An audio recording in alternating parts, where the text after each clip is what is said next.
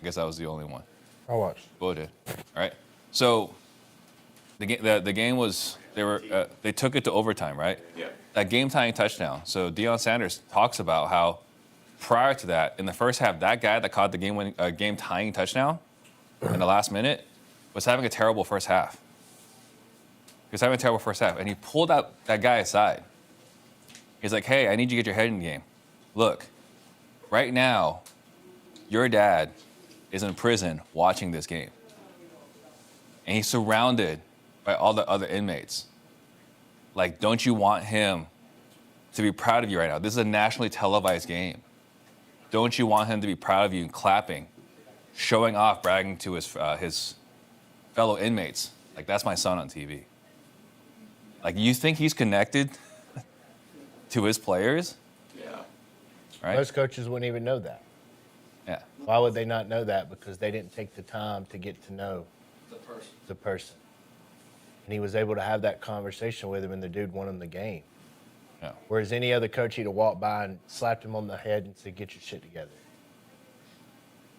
So those are the type of impact plays that can be created when we have that deep, vulnerable connection. We can have those type of conversations. He earned the right to have that type of conversation with that player.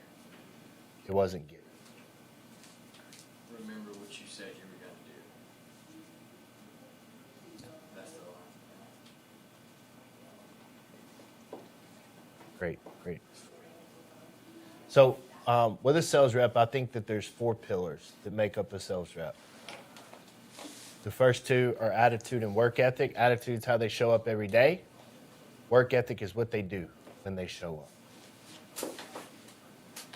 For me, it's important to understand that of the 4 pillars, the first 2 are owned solely by the rep.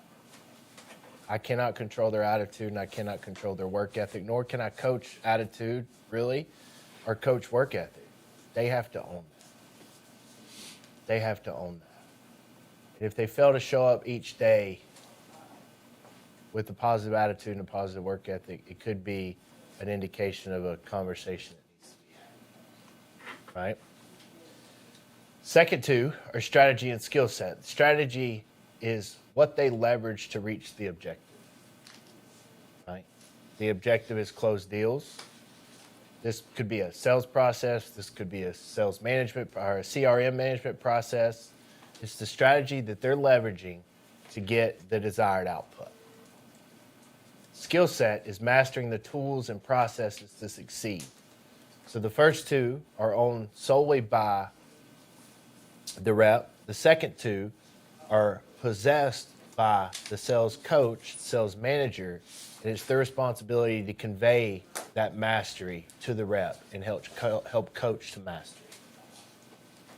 And so if a sales rep is showing up every day and he's got the greatest attitude and he's working his tail off, but he's still failing, he's not failing, I'm failing. Because I don't have the skills or the tools or the desire or intentionality to ensure that I'm conveying the proper strategy and the proper skill set. Maybe I haven't identified the deficit. So that's how I know if I'm failing.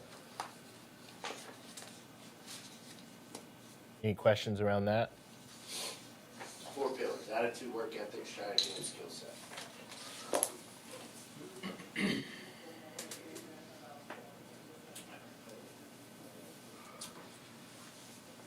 So we've talked a lot about discovering your reps' why. This is one of the key parts to holding them accountable to their daily actions, understanding their why, showing up every day. Do we have that deeper why worksheet? Yep. 17, page 17.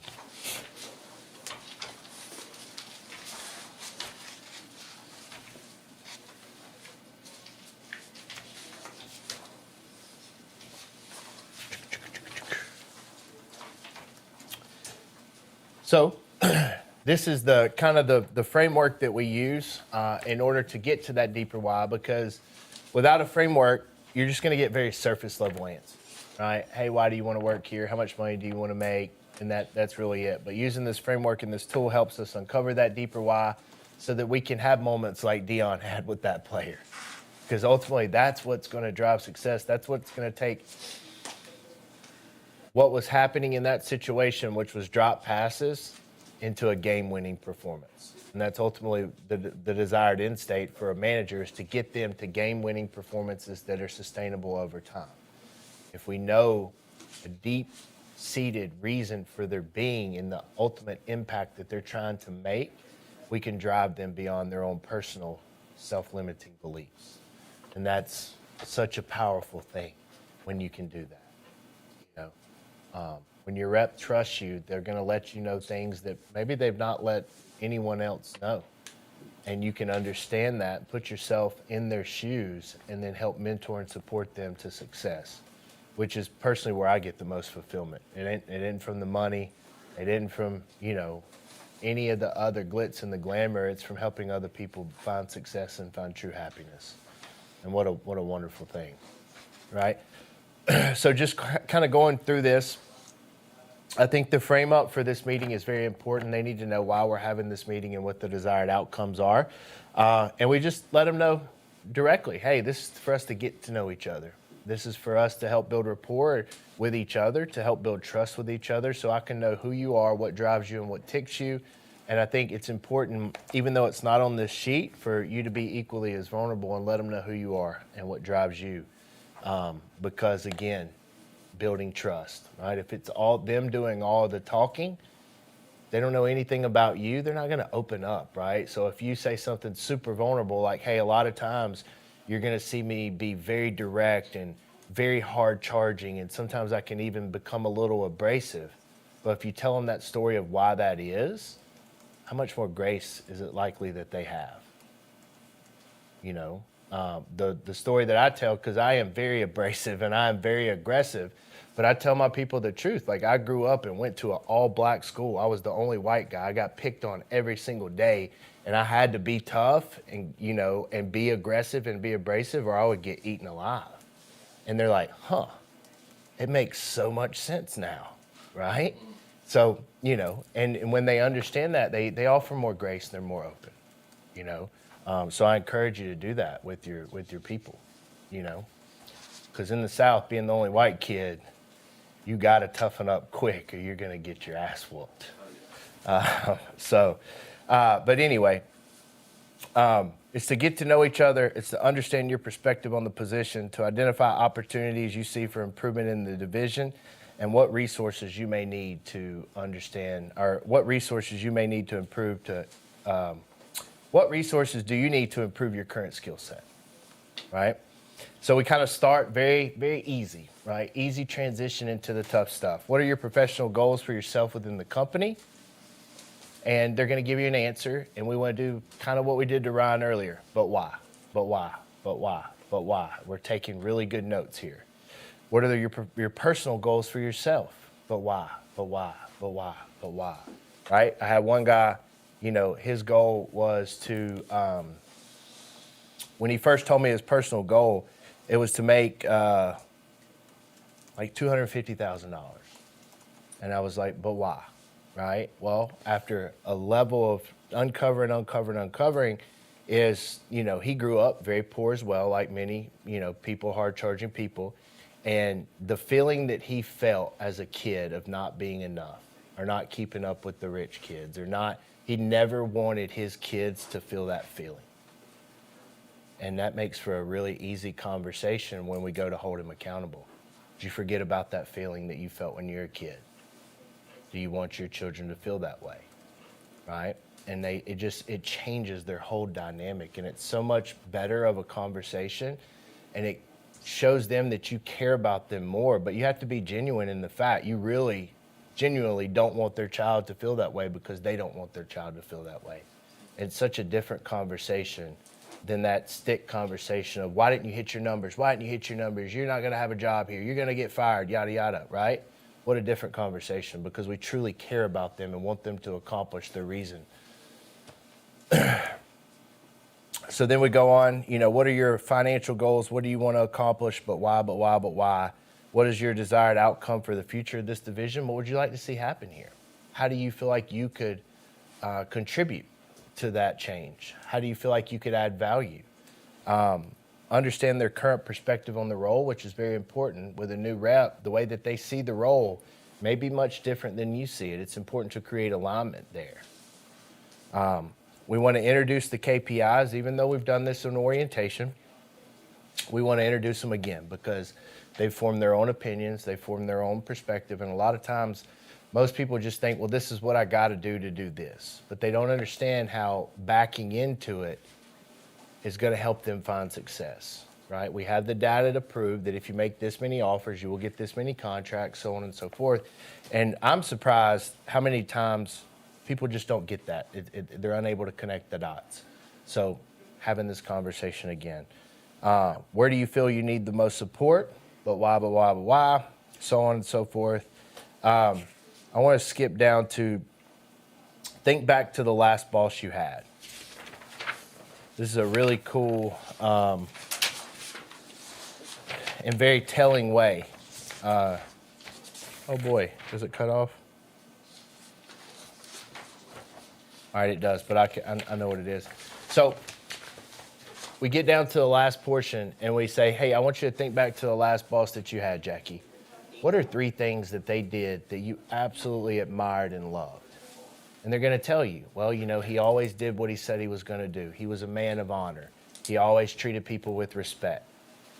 Now you know very specifically how you need to show up as a leader for them because they just told you. And then you ask the next question is think back to another boss that you had. What are 3 things that they did that just really rubbed you the wrong way? Or, you know, you felt like it had a negative impact on the organization. And then they're going to tell you, well, he would set a meeting and he would miss it. He would constantly come in and change strategies. Maybe he was really negative. Now they just gave you very particular insight on how to not show up for them, right? If you set a meeting, make sure you make it because, you know, and so it's very telling. They're telling you exactly how to manage them in such a way that if we weren't intentional enough to ask these questions, we would never know and we'd just be guessing, right? We'd be managing how? The way that we want to manage, not the way that they need to be managed to get the best out of them. Because everyone's a little different like that, right? How I show up for Andre, I may have to show up different for Tyler. And when are you doing this? I do this 30 days in. Oh, so this isn't even on the onboarding? Because I thought I saw it on the onboarding piece. Maybe I used to do it during the I like to do that. So, yes. They do a light version of this in the onboarding so that they all kind of get to know each other and kind of open up to each other. But this is a one-on-one with me 30 days in. And the reason that I like direct manager, right? Yeah. The reason that I like to do this 30 days in is because this is I need to build a little trust with them, right? And which I'm doing through the early and often touches and really connect with them because we get pretty vulnerable in this. Right? Like I've cried in these, I've had other people cry in these. Like this is a deep conversation. And they need to know you, they need to be familiar with you a little bit, right? If you come in day 1, week 1, and you try to talk about childhood trauma, like they're not going to be open to having that conversation. But 30, a bit too much, right? But 30 days in, like I built rapport with them. They know the type of leader I am. They know that I'm a servant. They know that I got their back. I've helped them many, many times, and they know that their success is my best interest because they've heard me say that over and over and over again. And I used to do them like day 1, week 1. And I found and thought about through coaching of that I've received, is like, hey, these guys don't know you, right? Because I was getting some pushback.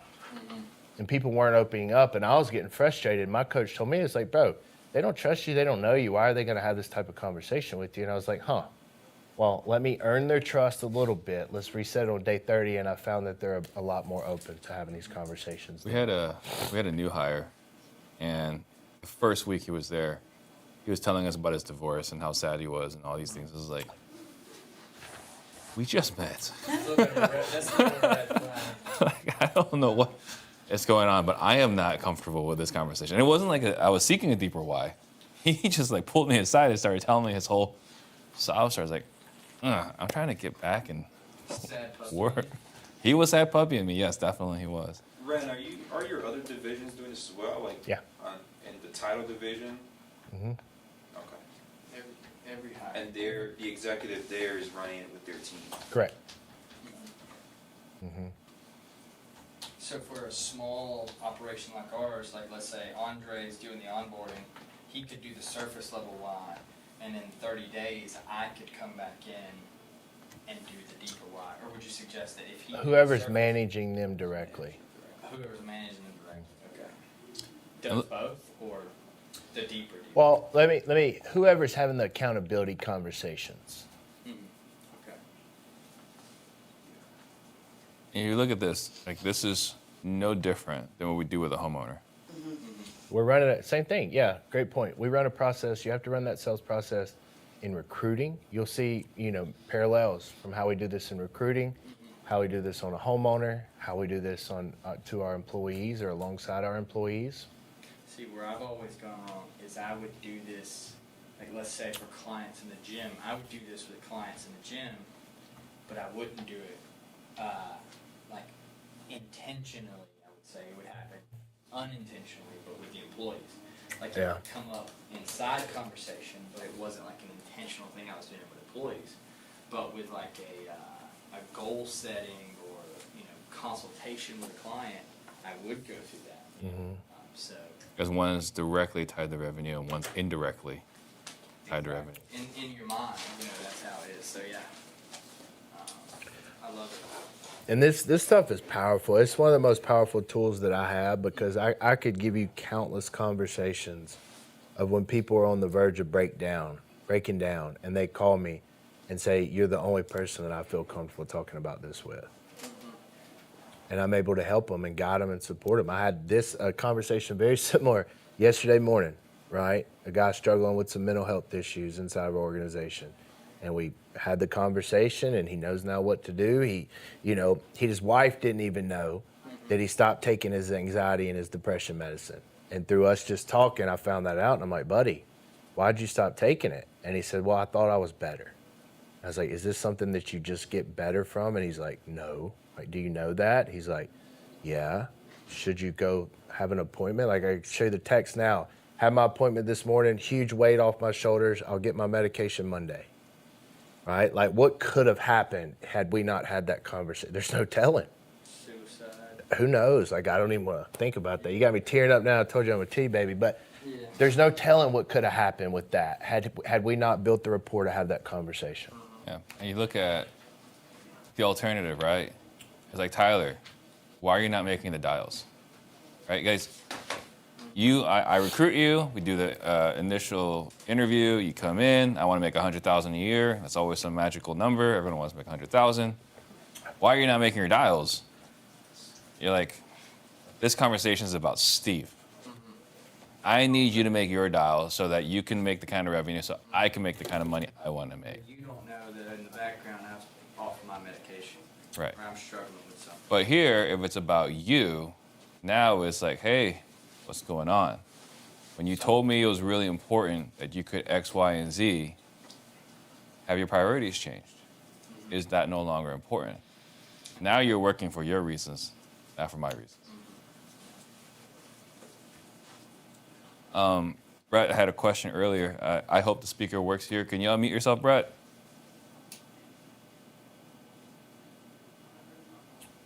See if this Yeah, works. I had a question. I had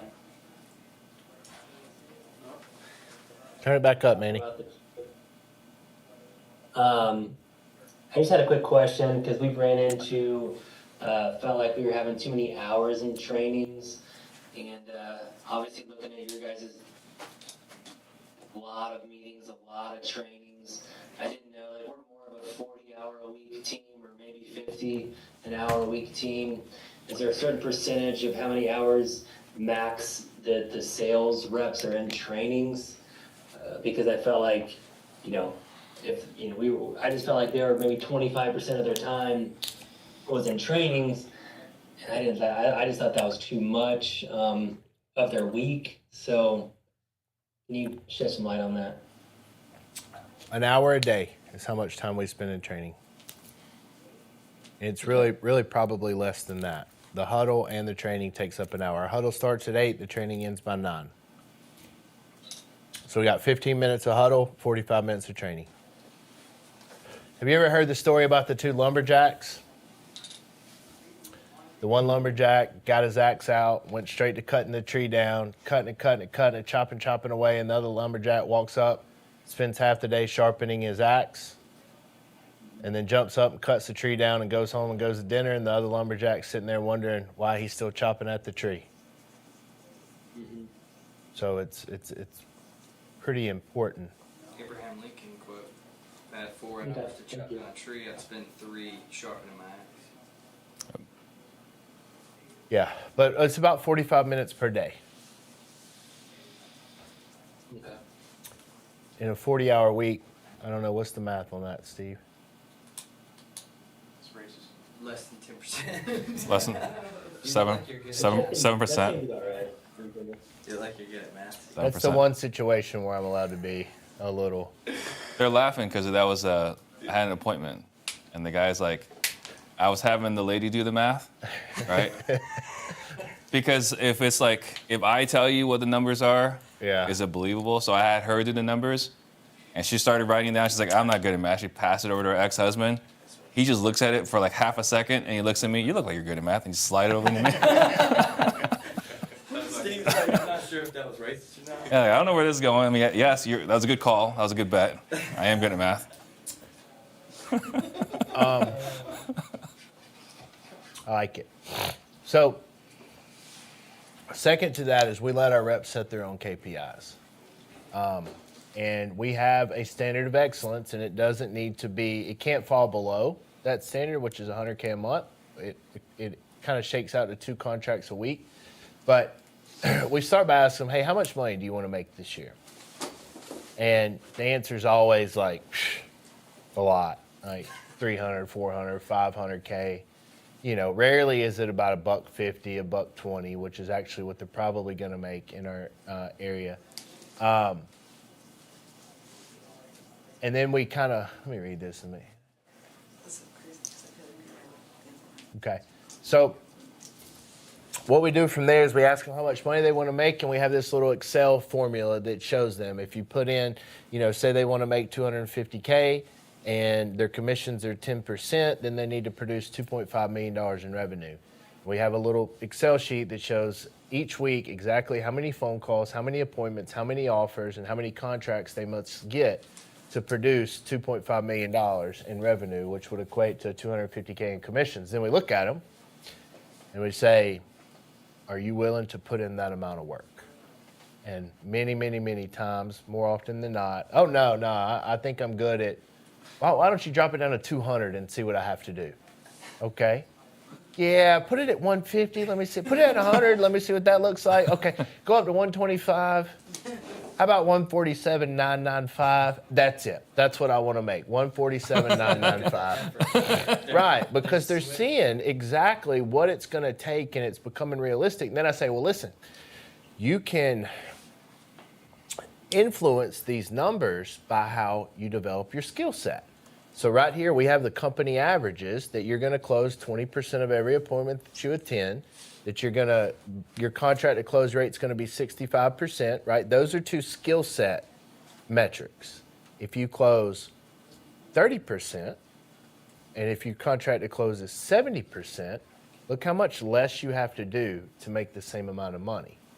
And so it's a great exercise for them to show how they control their book of business based on their inputs, which is work ethic, and their outputs, which is skill set, how it converts. Also, we want them to we want to understand that authorship equals ownership. Now, they have said, I'm going to make this much money. They have committed to it. And so subsequently, they're committing to the body of work that it takes to get there. Once that exercise is complete, we're going to tie it back to their deeper why. And we're going to say, Steve, if you were to make $147,995, does it help you accomplish this? Yes, it would. Are you willing to commit to that? And am I allowed to hold you accountable to that? Yes. You ask for permission. Ask for permission to hold them accountable. And then we have to describe, once they have committed and once they bought into me holding them accountable, then I need to describe to them very specifically what that accountability looks like, right? So with your permission, and you said you're allowing me to hold you accountable, here's how I'm going to do that. So it's not a surprise to them. And then when we call them that night, remember, hey, Steve, do you remember that conversation? Well, this is it. That's all you have to say. What a paradigm shift over how many of us have to hold people accountable, right? I think Hey, the do you key remember question- that conversation? This is it. Yeah, the key question: can I hold you accountable? How would you like me to hold you accountable? That's like rules set on a broader. It's setting the stage, right? We're setting the rules of engagement on the front end. But think about all of us. Well, I can't speak for all of us. I can definitely speak for myself. I have to have a difficult conversation with Sarah. I am mulling about this all day, walking around, thinking about it, all this mental anxiety. And then, like, when I'm right outside her office, like, 1, 2, 3, and then open the door and have this conversation, right? But if we got commitment that you want me to hold you accountable, you told me how to hold you accountable, there is no anxiety. Yeah, I don't think I said it. I think you said it. But once you have permission and once you know what it looks like, how do I need to have that conversation with you, Sarah, to get the best out of you? And now they've told you what that conversation needs to be. And then maybe you even role play that conversation. She says, well, I just need you to come and give it to me straight. And you can say, okay, well, let's role play that conversation so I make sure I get it right. Ring, ring. Sarah, giving it to you straight here. Your numbers were off. You suck. You're going to miss your revenue, and you're never going to be able to accomplish this. Is that what you meant, Sarah? Oh, no. Because we have to understand that she has an interpretation of giving it to her straight, and I have an interpretation of giving it to her straight. And we got to make sure there's alignment in that interpretation. And now she may say, tell me how I would give it to you straight, Sarah. That's powerful. Just tell me where my numbers are and where I need to be and where you think I'm lacking. And then I would say, well, the way we're kind of set up is you're going to know where your numbers are. We just did our KPI exercise, so you're going to know where you need to be. So would that work? Yeah. Okay. We'll give it a go. And it relieves all the pressure. And, one of the key to success is accountability. And us as sales leaders, will we be more willing to go have that type of conversation or the other side, the other conversation? What are you thinking right now? You look deep in thought. Oh yeah, there's just a whole lot to implement. Yeah. I mean, this is probably the most, of everything in my entire career, this is probably what's giving me the most anxiety. It's like, I gotta hold them accountable. How do I do this? Well, we build up the stories in our head, and it's a problem that we create. And so do they. We both, on both ends, we're like of imagining and visualizing how this conversation is going to go badly. Right? You have that automatic negative thoughts about that. And Yeah. so this is huge for let's just relieve all that pressure on both ends. Let's just clarify how that needs to look. And Absolutely. I love that. Brent, do you have score? I know some sales teams have monitors with everybody's daily production. Yep. Leaderboard? Everywhere, all the time. Really? Yes. And is that through Salesforce? Yeah. Yeah. It's like 100, 200K to build out, right? No. There's so NCG. I mean, so we are way more advanced than most people will ever really need to be. I'm probably 50K into it. Okay. You can get it off the ground for under 20. Left Main with Stephanie Betters, they'll help you build it out. You get on the premium package for 3 to 4 months, $6,000 a month. I think it's $5,000 to get it, $6,000 a month for at max 6 months if you're being very proactive in the build out, and you're going to have all you ever need. Okay. Yeah. But if you don't have Salesforce, I mean, what CRM are you in? Forefront? Yeah. So there's things like Clipfolio and Plecto Board and